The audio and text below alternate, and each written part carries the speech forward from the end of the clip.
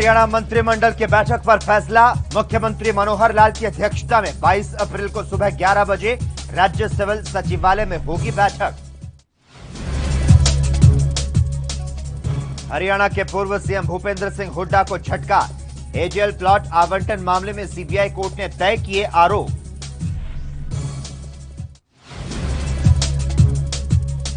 चंडीगढ़ में दिखा कोरोना का असर। DGP Sanjay Beniwal corona positive, लगवा चुके थे वैक्सीन की दोनों डोज।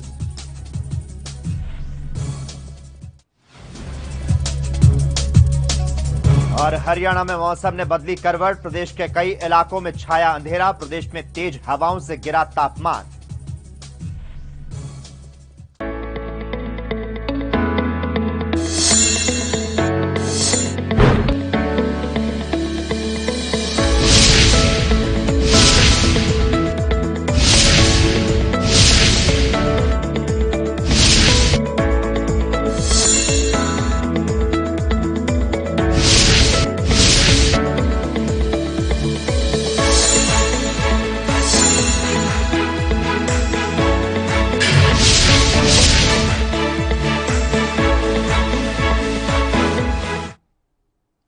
नमस्कार, हरियाणा चौपाल में आपका स्वागत है और मैं हूं आपके साथ लोकेश जगवानी।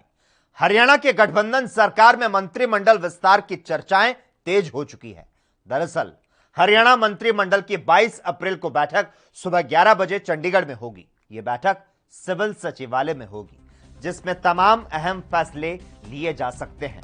इस बैठक में कोविड के बढ़ते मामले और किसान आंदोलन पर चर्चा की संभावना जताई जा रही है।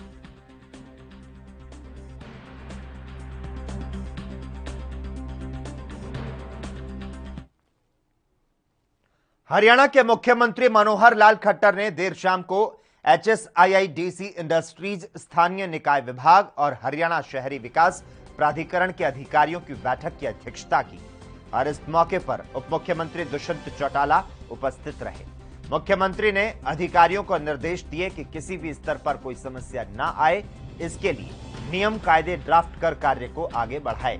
बैठक में बताया गया कि इस संबंध में अब तक यमुनानगर, फरीदाबाद, पानीपत और रोहतक में उद्योगों का सर्वे किया गया। सर्वे रिपोर्ट के अनुसार यमुनानगर में कुल 4742 उद्योग हैं। इस सर्वे रिपोर्ट के बाद इन उद्योगों का 5% रैंडम सैंपल वेरिफिकेशन संबंधित म्युनिसिपल कमिश्नर को अगले 1 सप्ताह में निपटाने के निर्देश दिए गए।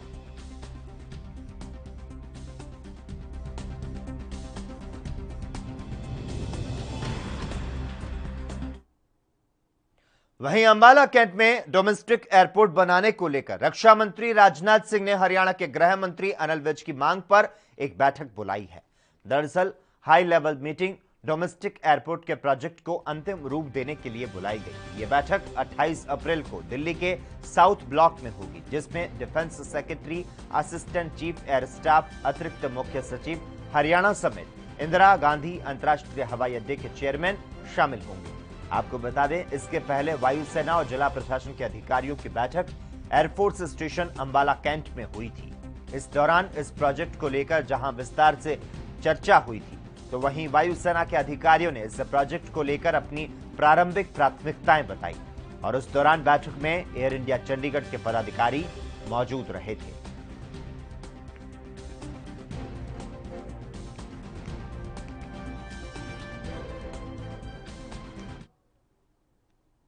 एजेएल प्लॉट आवंटन मामले में हरियाणा के पूर्व मुख्यमंत्री भूपेंद्र सिंह हुड्डा को सीबीआई कोर्ट से बड़ा झटका लगा है। पंचकुला की विशेष सीबीआई कोर्ट ने भूपेंद्र हुड्डा पर भ्रष्टाचार के आरोप तय कर दिए हैं। सीबीआई कोर्ट ने एजेएल प्लॉट आवंटन मामले में आईपीसी की धारा 420, 120B और भ्रष्टाचार निवारण अधिनियम की धारा 13 के तहत ये आरोप तय किए। यानी अब आरोप तय होने के बाद अगली सुनवाई से मुख्य ट्रायल की शुरुआत हो जाएगी। इस मामले में बचाव पक्ष की दायर की गई मामला रद्द करने की याचिका को अदालत ने खारिज कर दिया। जब कोर्ट ने फैसला सुनाया तब भूपेंद्र सिंह हुड्डा अदालत में पेश थे। अब इस केस की अगली सुनवाई 7 मई को होनी है। जानकारी के मुताबिक 7 मई को होने वाली सुनवाई में गवाहों के बयान दर्ज होने का सिलसिला शुरू हो जाएगा। आपको बता दें, इस मामले में कांग्रेस के नेता मोतीलाल वोरा को भी आरोपी बनाया गया था, लेकिन उनका निधन हो गया। आपको बता दें, मुख्यमंत्री रहते हुए भूपेंद्र सिंह हुड्डा हरियाणा शहरी विकास प्राधिकरण के अध्यक्ष थे। उसी दौरान भूखंड फिर से एजीएल को आवंटित किया गया था। आरोप था कि भूपेंद्र हुड्डा और अन्य पदाधिकारियों ने 2005 में अवैध तरीके से जमीन का आवंटन किया था। इस मामले में भूपेंद्र हुड्डा के ठिकानों पर कई बार सीबीआई की छापेमारी हुई थी।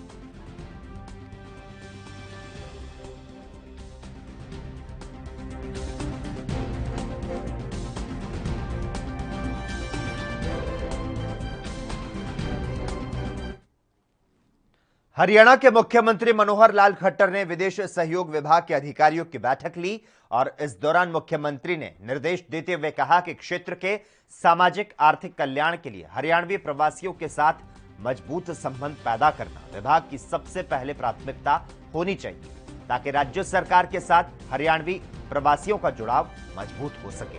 बैठक में हरियाणा के मुख्यमंत्री मनोहर लाल खट्टर ने अधिकारियों को ग्लोबल अप्रोच के माध्यम से हरियाणा को ग्लोबल ब्रांड के रूप में स्थापित करने के लिए दुनिया भर के इच्छुक निवेशकों की पहचान करने के निर्देश दिए हैं। तो साथ ही विभाग की तरफ से की जा रही गतिविधियों का प्रगति चार्ट तैयार किया जाएगा और मासिक आधार पर समीक्षा बैठक की जाएगी।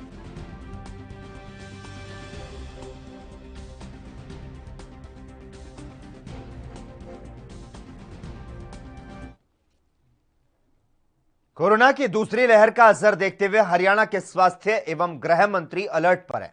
नए स्ट्रेन को लेकर अनिल विज ने कहा, हरियाणा में इसके 6 मामले अभी तक सामने आए। हम हरियाणा में करीब 36,000 टेस्ट कर रहे हैं और 2% दिल्ली की लैब भेज रहे हैं। कोरोना के चलते कई प्रदेशों में ऑक्सीजन की कमी देखने को मिल रही है। हरियाणा में इसको लेकर विज ने कहा, हरियाणा में ऑक्सीजन, वेंटिलेटर और बेड्स की कमी नहीं है। अगर जरूरत पड़ी तो स्कूल, धर्मशाला को अस्पताल बना सकते हैं। इसको लेकर अधिकारियों को आदेश दे दिए हैं। वहीं ग्रामीण इलाकों में लोग वैक्सीनेशन के लिए सामने नहीं आ रहे। इस पर विज ने कहा, पहले विरोधियों ने लोगों को भ्रम में डाला था, लेकिन अब लोग सामने आ रहे हैं।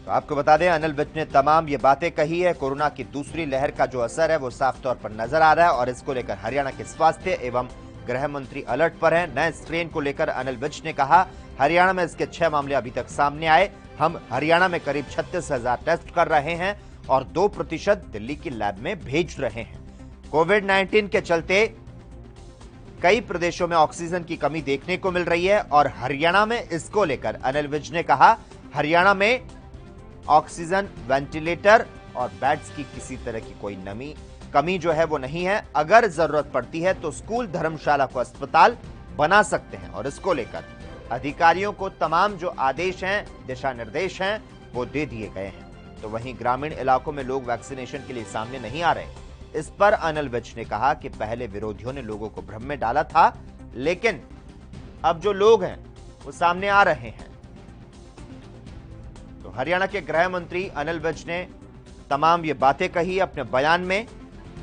जिस तरह से कोरोना की दूसरी लहर है उसका असर देखा जा रहा है। हरियाणा चौपाल में खबरों का सिलसिला लगातार जारी रहेगा। हम रुकते हैं एक छोटे से ब्रेक के लिए।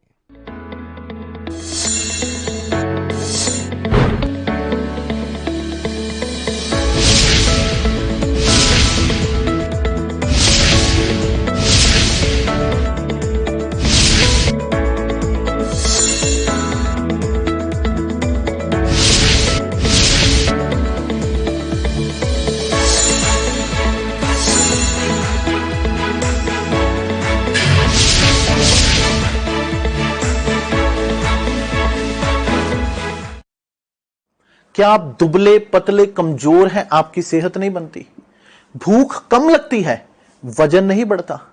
दरअसल मेन बात खाना पीना खाना नहीं है, मेन बात है खाया पिया लगना। और अगर खाया पिया लगेगा ही नहीं तो सेहत बनेगी कैसे? इसलिए हमारी संस्था सन्यासी आयुर्वेदा ने एक ऐसी दवा बनाई है जो कि आपके पाचन तंत्र को, आपके लीवर सिस्टम को ठीक करने का काम करती है, ताकि आप जो भी खाएं उसका पूरे का पूरा निचोड़ आपके शरीर को लगे, आपकी भूख बढ़े, खाया पिया सही से लगे, नया खून बने, हड्डियों में जान आए, वजन बढ़े, ताकत बढ़े, चेहरे पर नूर आए और आप मोटे तगड़े खूबसूरत पर्सनैलिटी के मालिक बन जाएं। यह दवा पूरी तरह से आयुर्वेदिक होती है। इसका शरीर पर कोई भी साइड इफेक्ट, कोई भी नुकसान या दुष्प्रभाव नहीं होता। लड़के लड़कियां दोनों इसका इस्तेमाल कर सकते हैं और पहले 15 दिन के अंदर ही आपको इसका असर महसूस हो जाएगा। सिर्फ 650 रुपए की पूरे 1 महीने की दवा होती है और आप इसे घर बैठे 01145454545 पर फोन करके दवा मंगवा सकते हैं।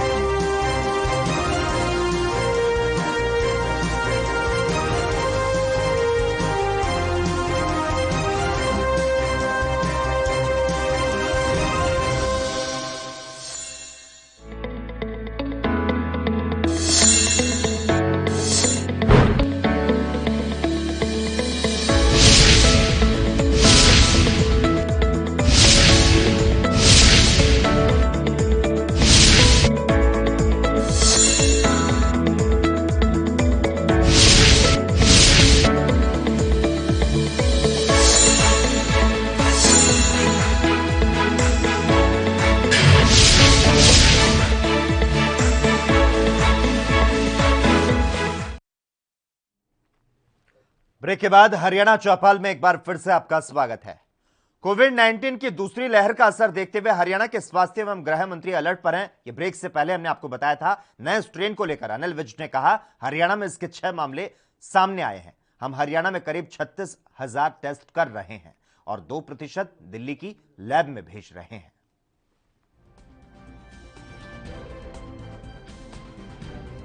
नए स्ट्रेन के लिए जीनोम फ्रीक्वेंसी के लिए हम 2% जो टेस्ट हैं जो हम कर रहे हैं, लगभग 36,000 टेस्ट हम रोज़ाना करते हैं, उसके 2% हम दिल्ली लैब में भेज रहे हैं जीनोम फ्रीक्वेंसी के लिए। तो अभी तक तो हरियाणा में केवल 6 केस उन्होंने पॉजिटिव बताए हैं और ट्रीटमेंट तो अभी सबका सेम है, जो पहले का है वही इसका ट्रीटमेंट है। कई फैसले तो वैसे भी सख्त लिए हैं जिस प्रकार से ये तेज़ी से फैल रहा है, क्योंकि ये जो इस बार की वायरस है ये ज़्यादा इन्फेक्शियस लग रहा है, ज़्यादा तेज़ी से फैल रहा है, ज़्यादा लोगों को ये असर डाल रहा है। इसलिए हमने कड़े निर्णय किए हैं। हमने रात का कर्फ्यू लगाया, सख्ती से उसको लागू कर रहे हैं और मैंने डीसी एसपीज़ को कहा है कि जो कोरोना प्रोटोकॉल है उसको लोगों में सख्ती से लागू करवाएं। सख्ती होने से जो नाराज़गी होगी उसको मैं झेल लूँगा, लेकिन मैं लाशों के ढेर नहीं देख सकता, क्योंकि तरीके 2 ही हैं। जहाँ तो हम पूर्ण लॉकडाउन करते हैं और जहाँ लोगों पर सख्ती करें, जहाँ लोग खुद अमल करें कि इसके बचाव करने के लिए। तीसरा रास्ता नहीं। शुरू में विरोधियों ने वैक्सीनेशन के बारे में कई प्रकार की लोगों में गलत भ्रांतियाँ डाली थी, लेकिन हमने जो प्रयोग किया है हरियाणा में वो हमारा सफल रहा। हमने इसमें धार्मिक, सामाजिक, राजनीतिक संस्थाओं को, अन्य सोशल संस्थाओं को हमने इसमें इन्वॉल्व किया है। हमने उन संस्थाओं को कहा है कि आप कैंप लगाइए, व्यापारिक संस्थाओं को कहा है कि कैंप लगाइए, और वो कैंप लगा रहे हैं, वो लोगों को लाते हैं, हम जाके टीकाकरण करते हैं। और यही कारण है कि हम लगभग 28 लाख लोगों को हरियाणा में टीका लगा चुके हैं और अप्रैल एंड तक हम 35 लाख लोगों को टीका लगा देंगे। चंडीगढ़ के डीजीपी संजय बेनीवाल की कोरोना रिपोर्ट शुक्रवार को पॉजिटिव आई, जिसके बाद उन्हें घर में मेडिकल टीम ने आइसोलेट कर दिया है। इसके पहले फ्रंटलाइंस वॉरियर के तौर पर चंडीगढ़ पुलिस विभाग में चलने वाले टीकाकरण अभियान के तहत डीजीपी संजय बेनीवाल ने सबसे पहले टीका लगवाया था। उन्होंने टीके की दूसरी डोज भी लगवा ली थी। आपको बता दें 30 मार्च तक कोरोना टीकाकरण प्रक्रिया का पहला चरण चंडीगढ़ पुलिस विभाग में पूरा हो चुका था। इसमें डीजीपी, एसएसपी, एएसपी समेत होमगार्ड्स, वॉलंटियर्स ने मिलकर 5,975 ने टीकाकरण करवाया था।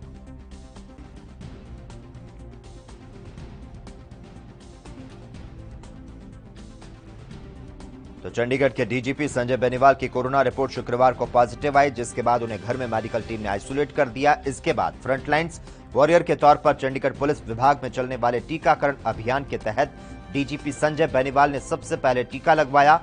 उन्होंने टीका की दूसरी जो डोज है वो भी लगवा ली थी। आपको जानकारी दे दें 30 मार्च तक कोरोना टीकाकरण प्रक्रिया का पहला चरण चंडीगढ़ पुलिस विभाग में पूरा हो चुका था और इसमें डीजीपी, एसएसपी, एएसपी समेत होमगार्ड्स, वॉलंटियर्स ने मिलकर टीकाकरण करवाया था।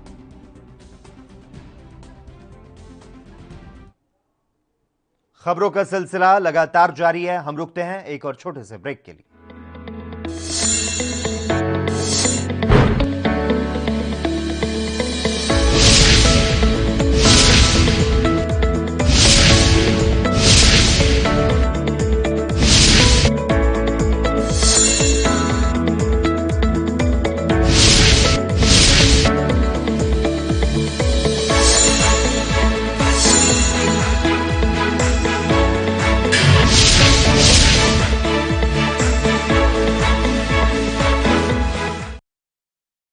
क्या आप दुबले पतले कमजोर हैं? आपकी सेहत नहीं बनती, भूख कम लगती है, वजन नहीं बढ़ता। दरअसल मेन बात खाना पीना खाना नहीं है, मेन बात है खाया पिया लगना। और अगर खाया पिया लगेगा ही नहीं तो सेहत बनेगी कैसे?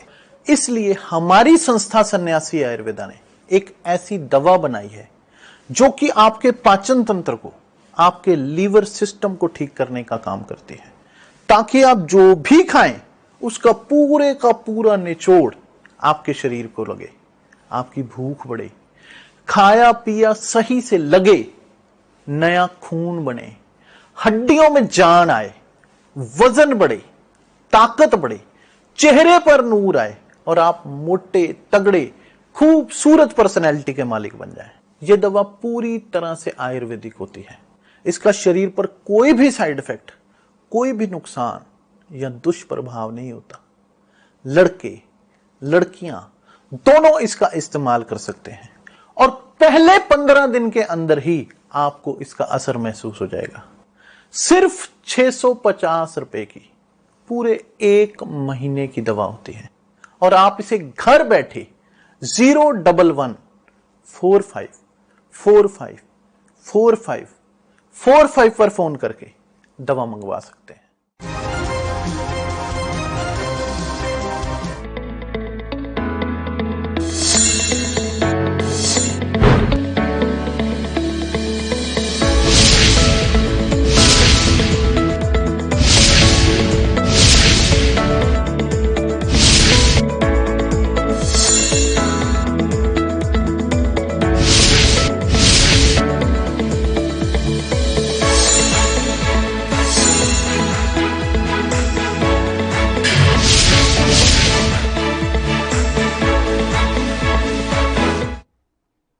ब्रेक के बाद एक बार फिर से आपका स्वागत है। चरखी दादरी में भारतीय किसान यूनियन लोक शक्ति के पदाधिकारी आज प्रदेश महासचिव रणवीर फौजी घिगाड़ा की अध्यक्षता में नई अनाज मंडी मार्केट कमेटी कार्यालय पहुंचे। इस दौरान किसान नेताओं ने खरीद एजेंसी के अधिकारियों से बातचीत की। वहीं अतिरिक्त उपायुक्त ने और बाजरे और गेहूं के उठान से संबंधित जानकारी लेकर तुरंत उठान करने के आदेश जारी किए।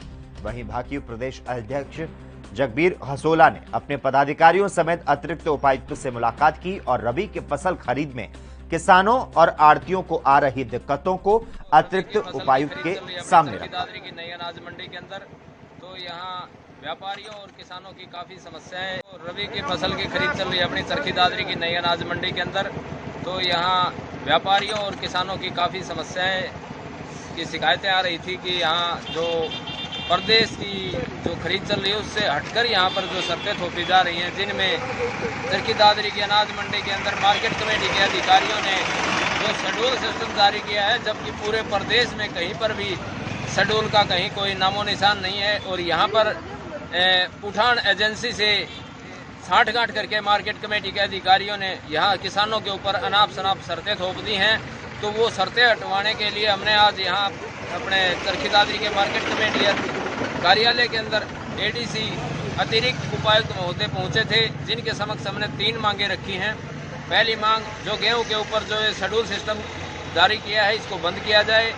दूसरी, जो मंडी के अंदर बाजरे और गेहूं का उठान नहीं हो रहा है, जल्दी से जल्दी इसको उठान करवाया जाए। तीसरा नंबर पर है, जो किसान भवन है वो खाली करवाया जाए, क्योंकि इसकी वजह से फसल बेचने आने वाले किसानों को बैठने और ठहरने के लिए जो जगह है उसके अंदर काफ़ी दिक्कतों का सामना करना पड़ रहा है। फौजी की कड़ा प्रदेश महासचिव भारतीय किसान यूनियन चरखी दादरी आज जो मार्केट कमेटी सेक्रेटरी और एडीसी दादरी से मिले हैं, तो दादरी के अंदर जो किसानों को समस्या आ रही है, जो गेहूँ परचेज के लिए जो बना रखे हैं उसको बंद कराया जाए। हरियाणा में कहीं भी ये शर्त लागू नहीं है छोड़ के दादरी मंडी को, तो किसानों को सीधा गेट पास में। कोरोना संक्रमण की दूसरी लहर के चलते अंबाला शहर में मौत का ग्राफ एक बार फिर से बढ़ने लगा है। 31 जनवरी से 13 अप्रैल तक अंबाला शहर के रामबाग रोड गोविंदपुरी शमशान घाट में कोरोना से मरने वालों के 19 से ज्यादा शवों का अंतिम संस्कार किया जा चुका है। कोरोना के चलते हरियाणा सरकार ने हर शहर में एलपीजी शवदाह सिस्टम लगाने का कार्य शुरू किया है। नगर निगम ने 4 महीने पहले 29 नवंबर को गोविंदपुरी शमशान घाट में लगभग 66 लाख की लागत से एलपीजी शवदाह सिस्टम लगवाया था, लेकिन लोगों की धार्मिक आस्था और पुरानी परंपरा के कारण आज तक इस शवदाह सिस्टम में एक भी दाह संस्कार नहीं हो पाया है। अब प्रशासन ने गोविंदपुरी शमशान घाट की देखरेख करने वाली खत्री सभा को आदेश दिया है कि कोरोना से मरने वाले लोगों के संस्कार एलपीजी शवदाह सिस्टम के जरिए किया जाए। इस मशीन का फायदा है कि कोविड के कीटाणु 700 से 800 डिग्री पर मरते हैं, जो इसी प्रोजेक्ट के जरिए संभव है।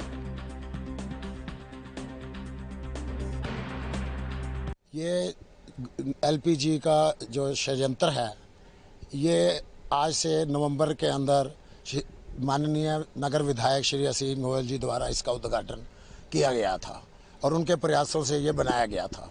जब से लेके अब तक हम लोगों को इसके लिए प्रेरित कर रहे हैं कि इसके अंदर संस्कार करवाएं, परंतु यहाँ पर लोगों की अंबाला शहर पुराना शहर होने की वजह से और लोगों के पुराने विचार होने की वजह से लोगों की आस्था जो है वो लकड़ी में है और भिन्न भिन्न प्रकार की लकड़ियों में यहाँ तक आस्था है कि लोग कहते हैं उसकी लकड़ से हो, अम्ब की लकड़ से हो, ऐसी कुछ आस्थाएं हैं। परंतु बार बार प्रयत्न करने पर भी लोगों ने इस बात के लिए जागरूक होने के लिए कोशिश तो की, परंतु अभी तक कोई भी केस जो है वो इसमें हम संस्कार नहीं कर सके। अब नगर प्रशासन की ओर से हमें ये उद्देश्य हुए है कि कोरोना के जितने भी केसेस आ रहे हैं उसका संस्कार इसके अंदर किया जाए। मशीन सर अब लग गई है सरकार के अनुसार।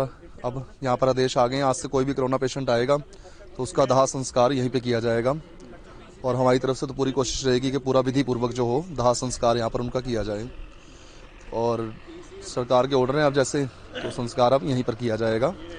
उससे क्या होगा, कीटाणु जो लकड़ियों में करते थे बाहर धुएं में उड़ के निकलते थे, अब उससे जो होगा फिल्टर होके धुआं बाहर निकलेगा। तो सर यही है आगे के लिए लोगों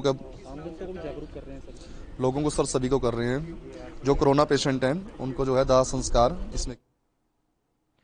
हरियाणा में गर्मी का कहर शुरू हो चुका है। प्रदेश में दिन में लोगों को धूप और गर्मी परेशान करने लगी है और इस बीच एक बार फिर मौसम ने करवट बदली है। हरियाणा के कई इलाकों में अचानक से अंधेरा छा गया। मौसम विभाग के मुताबिक 16 अप्रैल को हरियाणा में तेज हवाओं के साथ बारिश हो सकती है, यानी उम्मीद लगाई जा सकती है कि हरियाणा के लोगों को गर्मी से राहत मिल सकती है। हरियाणा के सिरसा जिले में आज दिन में मौसम ने अचानक से करवट ली। तेज हवाएं चलने से तापमान में गिरावट आ गई, तो वहीं जिले में बारिश के आसार बने हुए हैं। दिन में अंधेरा होने से वाहन चालकों को मुश्किलों का सामना करना पड़ रहा है। वाहन चालक अपनी गाड़ियों को लाइट जलाकर चल रहे हैं। मौसम विभाग के अनुसार 16 और 17 अप्रैल के बाद 20 तारीख को बादलवाही रहने की संभावना है। इससे तेज हवाएं चलने और गरज और चमक के साथ कहीं कहीं बूंदाबांदी या फिर हल्की बारिश होने की संभावना है। इससे किसानों की चिंता बढ़ चुकी है, क्योंकि मंडी में किसानों का गेहूं खुले में और खेतों में रखा हुआ है। आपको बता दें, गेहूं और अन्य फसलों की कटाई करते समय बदलते मौसम का ध्यान जरूर रखें। गेहूं की कटी हुई फसल के बंडल अच्छी तरह से बांधें ताकि तेज हवाएं चलने से उड़ न सके। गेहूं, सरसों और अन्य फसलों को बेचने के लिए मंडी ले जाते समय तिरपाल आदि का प्रबंध जरूर किया जाए।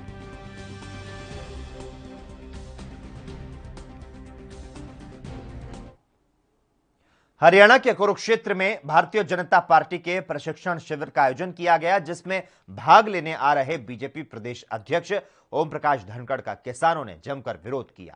सभा स्थल पर किसानों ने सड़क पर बैठकर रास्ता जाम किया और ओम प्रकाश धनखड़ वापस जाओ के नारे लगाए। तो साथ ही किसानों पर मामले दर्ज किए जाने को लेकर पुलिस प्रशासन और राज्य सरकार के खिलाफ नारेबाजी की गई।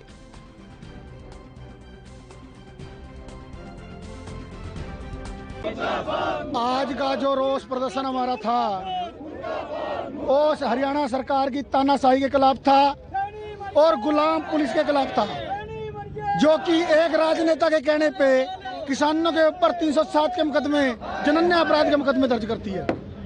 ये बेहद गंभीर है देश के लिए, क्योंकि लोकतंत्र के रहते हुए आम जनमानस को जिस तरीके से इन्होंने झूठा मुकदमा दर्ज करके अंदर किया, वह अपने आप में लोकतंत्र की हत्या है जो पुलिस द्वारा की गई।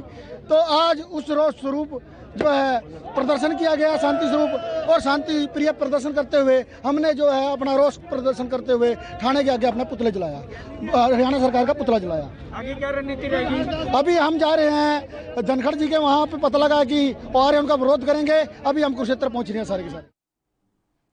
और इसी के साथ ही हरियाणा चौपाल में बस इतना ही। तमाम अहम खबरों के लिए लगातार आप देखते रहिए ANB न्यूज।